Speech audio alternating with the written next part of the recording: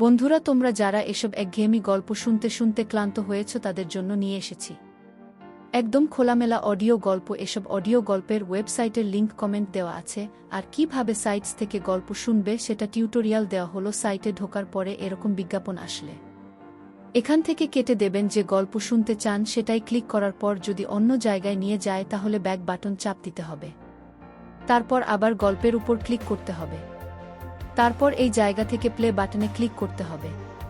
Play বাটনে click করার পর যদি আবার বিজ্ঞাপন আসে তাহলে বিজ্ঞাপন এখান থেকে কেটে দিতে হবে। আমার শ্বশুরমশাইয়ের একটা পুরনো বাড়ি ছিল যেখানে কয়েকজন পুরনো ভাড়াটে বহুদিন ধরে থাকতেন। নামমাত্র ভাড়ায় থাকলেও শ্বশুরমশাই কখনো তারা দেননি কাউকে। তিনি আর শাশুড়িমা চলে যাওয়ার পর একমাত্র মেয়ে হিসাবে আমার স্ত্রী সেই বাড়ির মালিকানা পায়।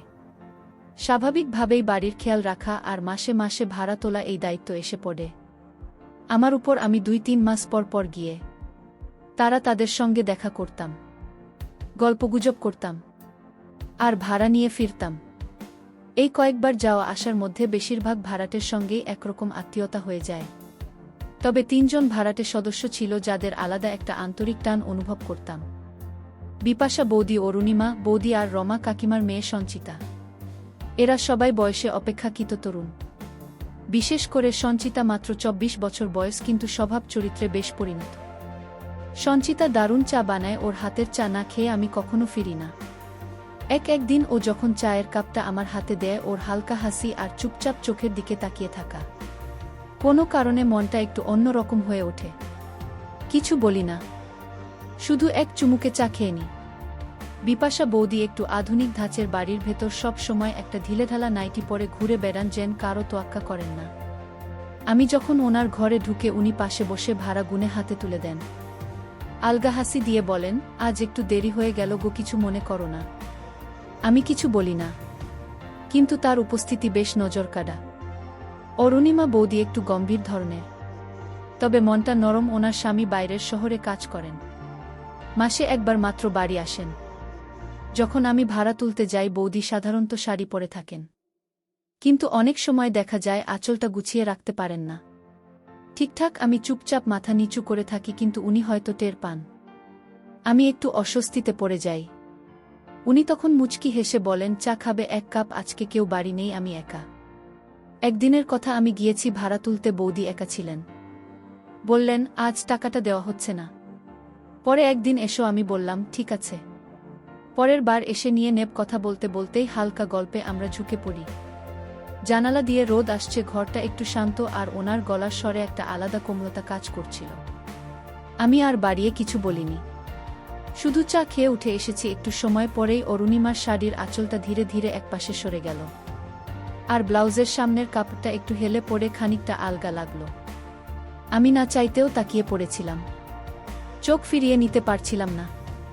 অরুণিমা সেটা ঠিকই বুঝে নিল, মুখে হালকা এক দুষ্টু হাসিয়ে এনে বলল, সমর, বাড়ি ভাড়া দিতে পারো বা না পারো, আমি তোমায় খালি মুখে ফিরাব না। বন্ধুরা, ইউটিউবের গল্পগুলো শুনে মজা না পেলে আমার ওয়েবসাইটে দেওয়া গল্পগুলো শুনতে পারো। সেখানে প্রতিদিন খোলামেলা গল্প আপলোড করা হয়। কমেন্টে ওয়েবসাইটে লিংক দেওয়া আছে। আর একটা কথা, তুমি যখন আমার বয়সী তখন বৌদি না বলে শুধু অরুণিমা ডাকলে যেন বেশি ভাল লাগে। আমি একটু থেমে হেসে বললাম, মানে? সে ঠোঁটের কোণে হাসি রেখে বলল, যেটা ভাবছ সেটাই বলেছি, ভয় পেজো না, আমি রাগ করব না। তার কথায় আমি থতমত খেয়ে গেলাম।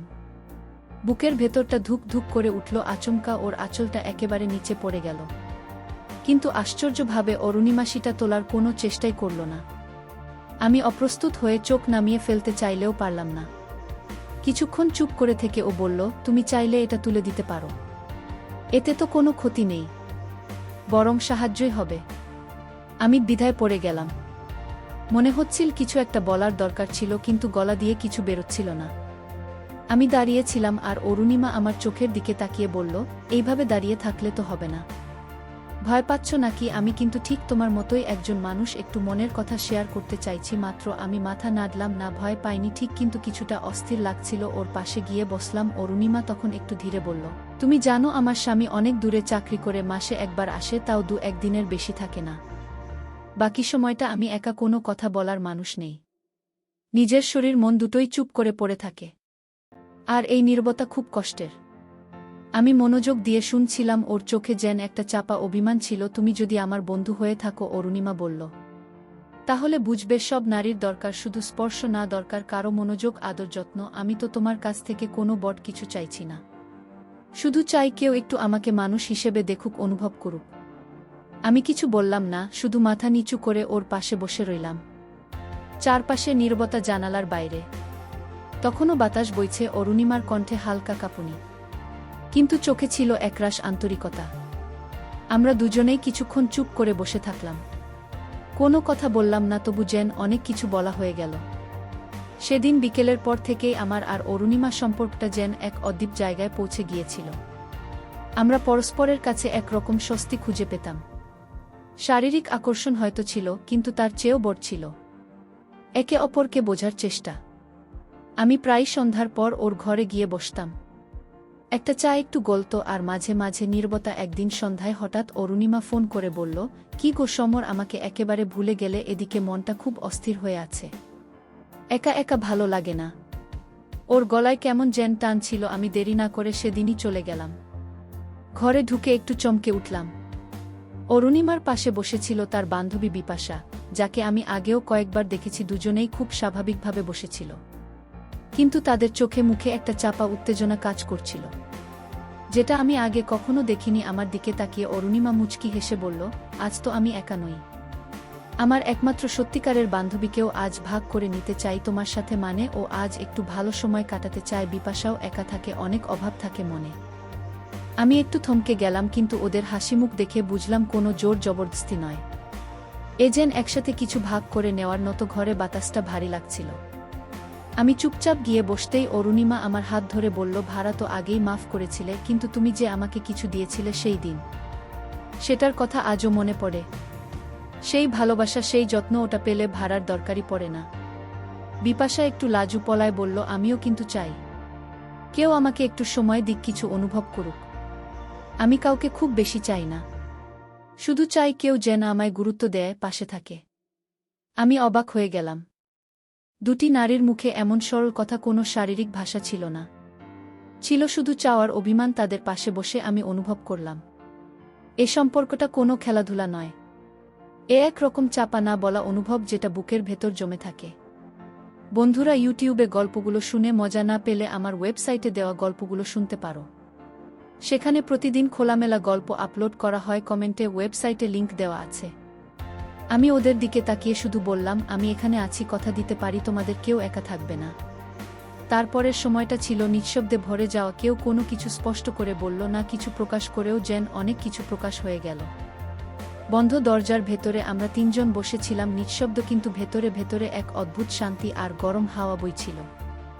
বিপাশা হেসে বলল, সমর, আজ একটু আমার কথা শোন। আমি চাই তুমি প্রথমে আমার কাছ থেকে একটু সময় নাও। আমি ওরকম কিছু চাইছি যেটা শুধু আমাদের দুজনের মাঝে বোঝাপড়া। আমি ওর কথায় মুগ্ধ হয়ে বসে রইলাম। একটু সময় কাটিয়ে আমরা ধীরে ধীরে একে অপরের অনুভূতি বুঝে নিতে লাগলাম। আমাদের মাঝে একটা অদ্ভুত সঙ্গতি কাজ করছিল। অরুণিমা ও পাশ থেকে একটু হাসি দিয়ে বলল, সমর, আজ আমরা তিনজন একটু কাছাকাছি হব, সবাই মনের কথা শেয়ার করব, যাতে কেউ একা না পড়ে। আমরা তিনজন মিলেমিশে অনেকক্ষণ কথা বললাম, মায়া করলাম, আর একে অপরের পাশে থাকার প্রতিশ্রুতি দিলাম। সব কথা না বলে শুধু চোখে চোখ রেখে বোঝার চেষ্টা করলাম। সেই সন্ধ্যায় বন্ধ ঘরের ভিতরে একটা শান্তি, একটা কোমলতা ছিল, যা কথায় প্রকাশ করা কঠিন। আমরা শুধু ছিলেন তিনজন, একসাথে মানসিক বন্ধন গড়ে উঠছিল। 10 মিনিট বিশ্রাম নেওয়ার পর আমি আবার অরুণিমার পাশে গিয়ে বসলাম। ওর সঙ্গে সময় কাটানোর মধ্যে যেন একটা অদ্ভুত শান্তি আর আরাম খুঁজে পাচ্ছিলাম। ওর চোখে যে মায়া, সে মায়ায় আমি নিজেকে হারিয়ে ফেলতে চাইছিলাম। ওর হাসি, কথা আর ছোট ছোট স্পর্শ, সবকিছু মিলিয়ে একটা গাঢ় সম্পর্কের সূত্র তৈরি হচ্ছে। অরুণিমা বলল, সমর, আজ একটু সময় আমাকে দাও, কিছু কথা বলবো তোমার সঙ্গে, যা আমাদের আরও কাছাকাছি নিয়ে যাবে। আমি ওর কথা শুনে শুধু মাথা নাড়িয়ে সম্মতি জানালাম।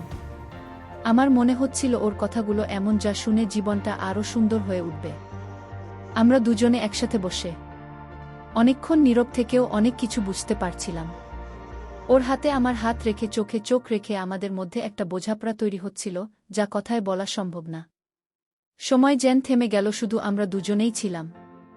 অরুণিমার গলার স্বর ছিল কোমল আর মন ছুঁয়ে যাওয়ার মতো। সে বলল, সমর, এই সময়গুলো খুব মূল্যবান। আমাদের জীবন যতই ব্যস্ত হোক, এসব মুহূর্তে আমরা একে অপরকে অনুভব করতে পারি, সেটা খুব দরকার। আমি এক প্রকার আত্মবিশ্বাসে ভরে উঠলাম। জানলাম ওর পাশে আমার ভালো আছি। ওর মৃদু হাসিতে ছিল এক ধরনের বিশ্বাস, যেটা আমাকে নতুন শক্তি দেয়া। আমি বুঝতে পারছিলাম শুধু কথা বলা নয়, এই সম্পর্কটা মানসিক বন্ধন, যেখানে বোঝাপড়া আর সম্মান মুখ্য। বিকেলটা ছিল এমন যখন শব্দ কম, অনুভূতি বেশি ছিল। আমরা দুজনেই জানতাম এই ছোট ছোট মুহূর্তগুলোর মধ্যে আমাদের ভবিষ্যতের একটা রং লুকিয়ে আছে। আমাদের জীবন হয়তো অনেক সমস্যায় ভরা, কিন্তু এই সম্পর্ক আমাদের শান্তি দিচ্ছে। সেই সন্ধ্যায় আমি অনুভব করেছিলাম, জীবনের সুখ আসলে বড় বড় কথা নয়, ছোট ছোট এই অনুভূতিগুলোই আসল সুখ। অরুণিমার পাশে বসে থাকা, ওর কথা শোনা, ওর হাসি দেখা, এই সবই আমার জীবনের সবচেয়ে বড় পাওয়া। আমি চুপচাপ বসেছিলাম, কিন্তু আমার মনে ছিল অনেক আশা আর স্বপ্ন, যা ওর সঙ্গে ভাগ করে নিতে চাই। আমরা দুজনেই বুঝেছিলাম জীবনের এই খুশির মুহূর্তগুলো ধরে রাখা খুব জরুরি। সেই সন্ধ্যার আলো নরম আর বাতাসে একটু ঠান্ডা ভাব ছিল। আমরা তিনজন, আমি, অরুণিমা আর বিপাশা, একসঙ্গে বসেছিলাম, চুপচাপ সময় কাটাচ্ছিলাম। কথা না, হয়তো খুব বেশি বললাম না, কিন্তু আমাদের চোখে চোখ রেখে বোঝাপড়া ছিল গভীর। জীবন কত কঠিন এনা হোক, এই মুহূর্তগুলো যেন একটু শান্তি আর ভালোবাসা নিয়ে আসে আমাদের মধ্যে। সেই দিন একটা অদ্ভুত বন্ধন গড়ে উঠেছিল, যা শুধু বয়ানের মাধ্যমে বোঝানো যাবে না। সেটা ছিল বিশ্বাস, ছিল মায়া, আর ছিল একে অপরের প্রতি গভীর শ্রদ্ধা। জীবনের ঝড় কিংবা পরীক্ষায় আমরা হয়তো হারিয়ে যাব, কিন্তু এই সম্পর্ক আমাদের পথ দেখাবে, মন শক্ত রাখবে। জীবন যেমনই হোক, আমরা তিনজন একে অপরের পাশে থাকার প্রতিশ্রুতি দিলাম। বুঝলাম সত্যিকারের সুখ কোনো বহুল আলোড়িত ঘটনা নয়, বরং ছোট ছোট ভাল মুহূর্তগুলোতে গিয়ে থাকে একটা হাসি, এক টুকরো সময়, আর একজনের জন্য খোলা মন। আমার মনে হলো এই গল্প শেষ নয়, বরং নতুন কোনো যাত্রার শুরু, যেখানে থাকবে ভালোবাসা, বিশ্বাস আর অম্লান বন্ধুত্বের বন্ধন। আর আমি জানি এই বন্ধনই আমাদের জীবনের সবচেয়ে বড় শক্তি হবে। তাই সেই সন্ধ্যা থেকে আমি ঠিক করলাম, যতই জীবনের পথ কঠিন হোক, আমরা একসাথে থাকব, একে অপরকে বুঝব, আর একে অপরের সুখে আনন্দ পাব।